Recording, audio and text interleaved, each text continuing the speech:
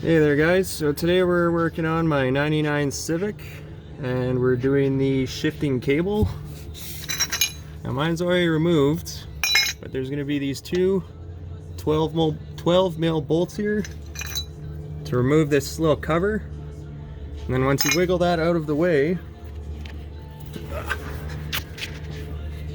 there is this pin right here, and there is a tab like this. Should be a 10 mil head, and it's folded over on itself. You're gonna have to hammer those tabs out and just threads out of that pin. It is easier to do this if you shift it to neutral, but once you disconnect it, you can pretty much sit it wherever you want.